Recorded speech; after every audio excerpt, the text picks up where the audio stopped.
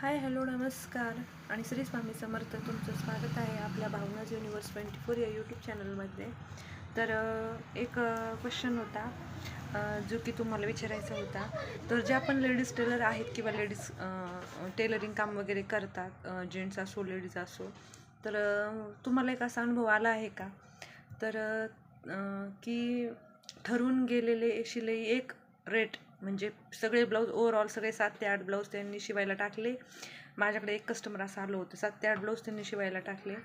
ब्लाऊजचे rate वगैरे fix केले, ठरवले, मांडून ठेवले आणि देताना त्या शिलाईमध्ये पण त्यांनी अजून कमी केले. म्हणजे एक तर ते शिवायला टाकताना पण आधी कमी करतात आणि नंतर शिवून झाल्यानंतर सुद्धा त्याच्यामध्येही ते पैसे कमी करतात. मला असा अनुभव मला आलेला आहे.